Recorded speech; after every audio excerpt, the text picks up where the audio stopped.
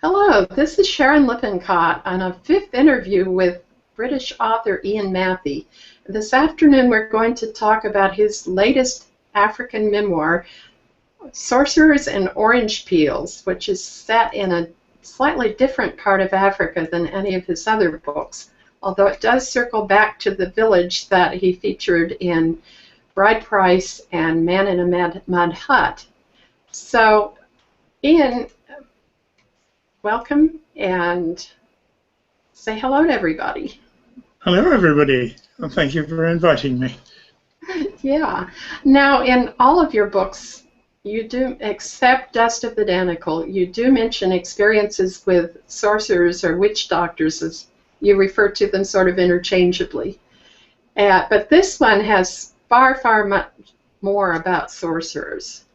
And so in most of the books, you appear as a bystander in the tale. And in Sorcerers and Orange Peel, you have a more significant presence. Is this intentional? I want to stop and start this over. So let's just be quiet a minute, and then I'll cut that out. So give us about 5 seconds here.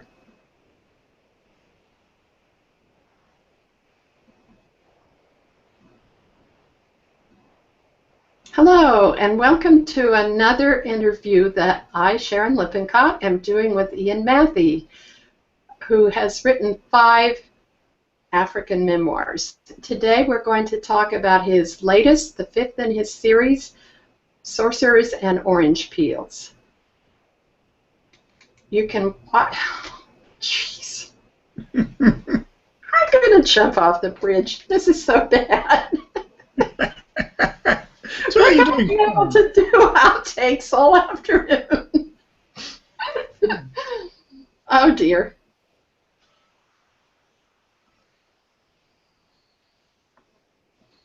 Hello, and welcome to another interview that I, Sharon Lippincott, am doing with Ian Mathie about his 5th African memoir, Sorcerers and Orange Peels. This book is set in Africa like his previous 4, and it's a little bit different, though, because he is more of a main character, and he has a lot more encounter with sorcerers. So, welcome, Ian. Could you tell us a little bit more about this? How you appear mainly as a bystander in most of your stories, which focus primarily on other people's lives, but in Sorcerers and Orange Peel, you have a more significant presence. Is this intentional? Hello. Yes, it is. Slightly intentional. In the other stories, I was telling somebody else's story.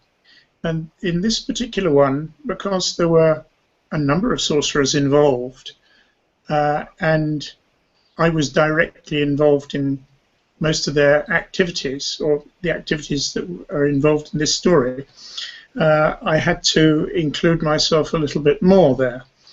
And I included it because some of the things that they got up to were right up front and personal. Mm-hmm. And I thought that would be quite interesting to share with the readership. Sorcery is a fairly common thing in many African societies, and it has a very ritualistic, formal, and important place in the social structure and in keeping some of the balance. A lot of the day-to-day activities, because the Africans don't separate the physical from the spiritual, involve things that are beyond the mundane practical world. But not everybody can reach in there, so they need an intermediary. This intermediary is invariably some kind of a sorcerer. Call them witch doctors, sorcerers, shamans, witches, all sorts of different things, fetish priests.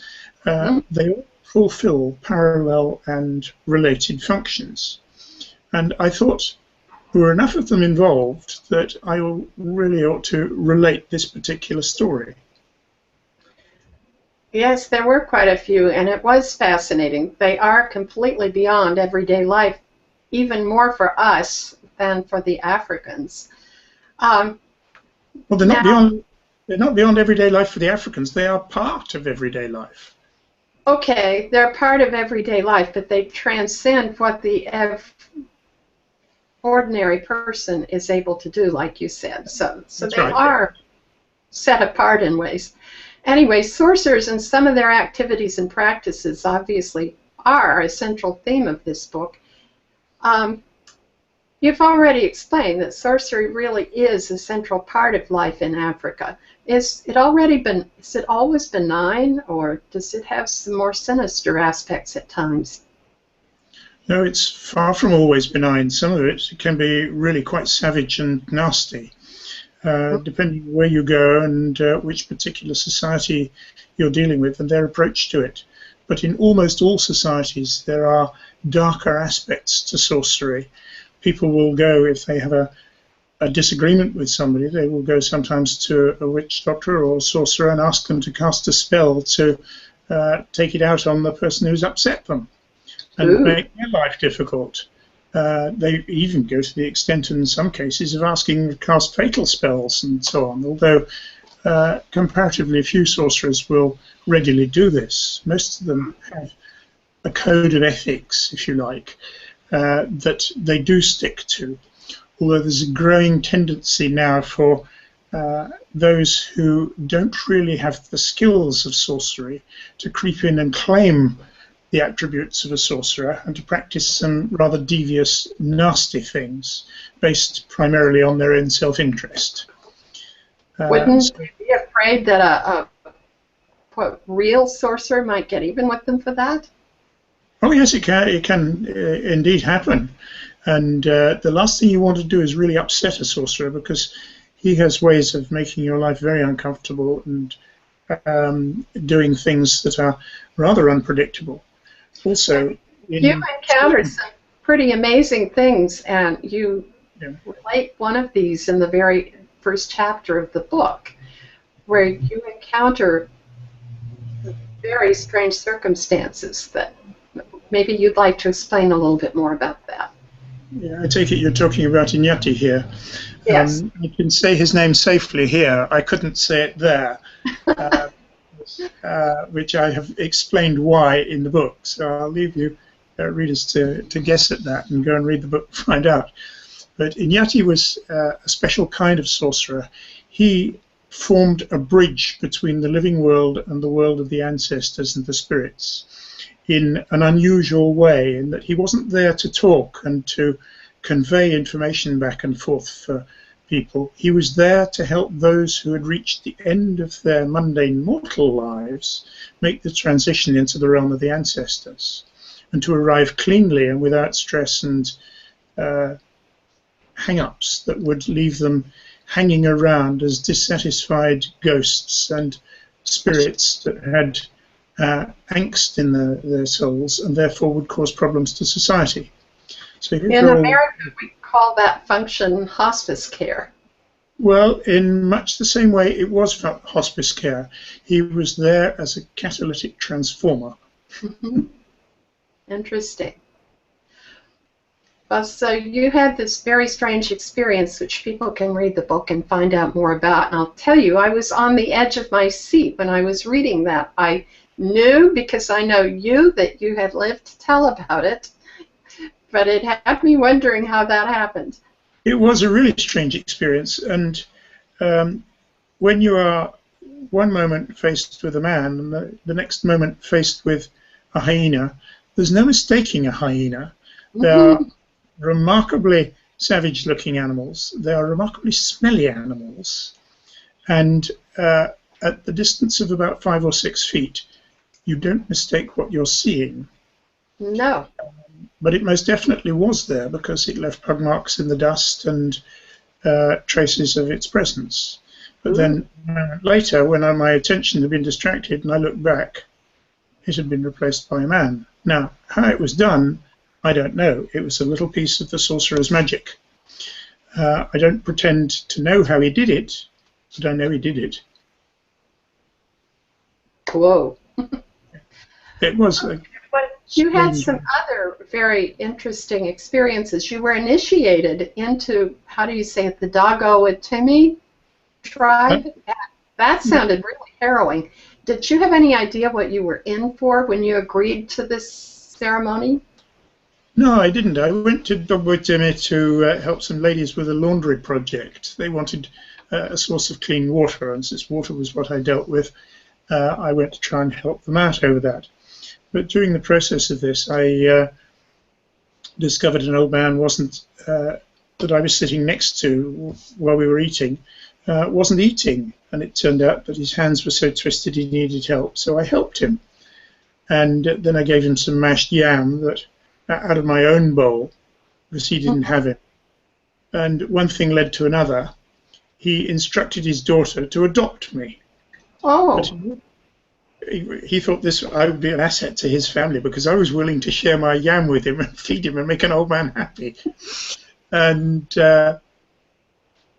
the system there was that I couldn't really just be adopted into the family unless I had been properly initiated in the village and so on.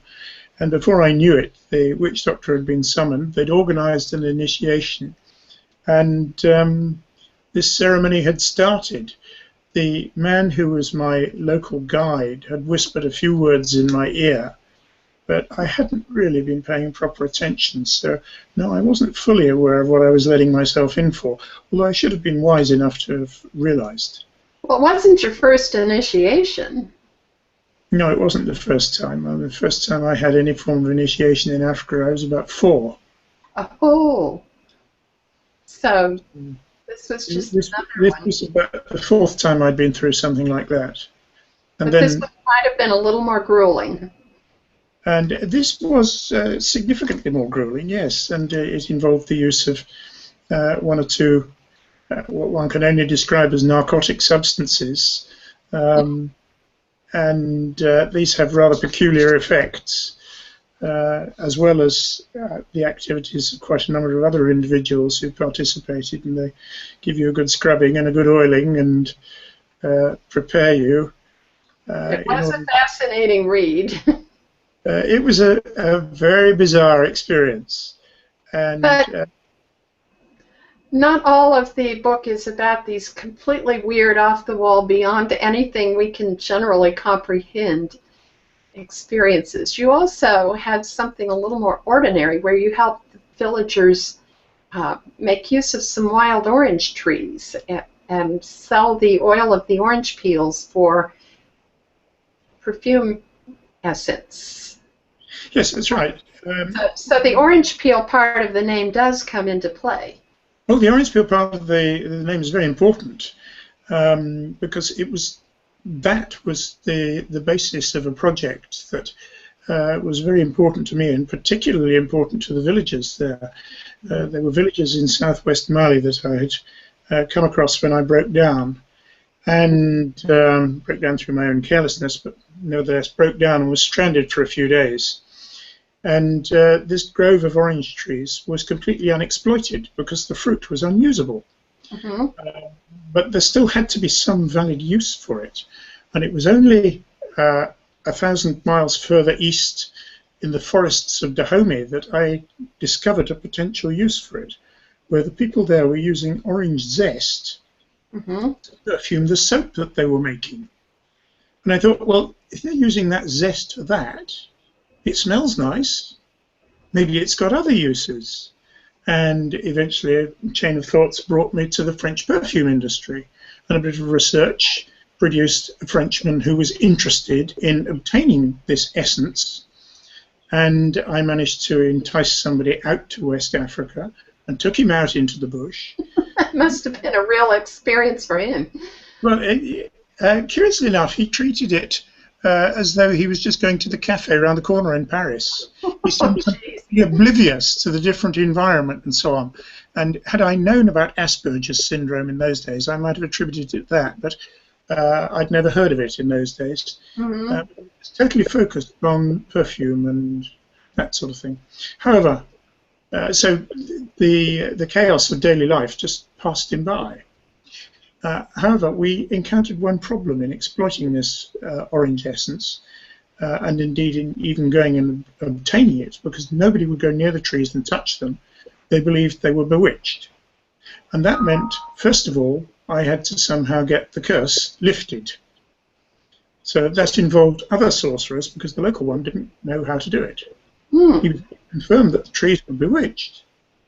And they gave me clues as to how to find somebody who could deal with it, but then I had to go to another country and find a sorcerer with the right skills and the right knowledge to... You earned your place as the main character in this book. Well, yes, but it's still the sorcerers who are the main character. I was still really a bit part player, but a bit more involved than usual. Yeah. So, anyway, we did manage to find a sorcerer who charged me $100 US for lifting the curse. And, okay, so it was cheap at twice the price. It worked. Oh. Well, I think we can let people read the book if they want to know more about it. I hope they find it as fascinating as I did. But let's go over and look at your website so they can see what the book looks like. And they can... Oh, where is this? Maybe we're not going to look at the website just yet. Well, that's the book anyway. Yes. I have it here. Here we go. I found it. And you will find on the website there's a bit of the first chapter as well is on there. Right. We have your website here. Or ianmathie.com, and all of your books are here. Even your latest novel, a spy thriller novel, Chinese Takeout, which is another story for another day. But all of your African memoirs are here, and if we go over to Amazon, you can see it's right there on Amazon, anywhere in the world, I think. So I hope people will enjoy reading that. Get a copy, take a peek, read all of them while you're at it. So and feed me back if you read it and you have thoughts about it. Do feedback and tell me what you think. I like hearing from readers what they've thought of the books, and it's always helpful to know what interests people. That's interesting, because just a couple of days ago I was doing a program about memoir with some local writers in Pittsburgh, and they said, "How do you know all these people?" Because I was mentioning people like you and various other writers that I know, and I said, look, when you read a book, you should do two things. First of all, if you like it, you should write a review, even a very short one, and post it on Amazon, because that is one way you can say thank you to an author for all the effort that went into writing that book. But the other thing you can do is find the author's website and send them an email and tell them you like the book, and that's a great way to get acquainted with other writers. So yeah, I know questions. If you have them, I'd love some questions. All of us do. So, well, thank you for being my guest this afternoon, Ian, and I hope everybody loves the book as much as I do. Well, thank you very much for inviting me. Okay, till next time. Bye.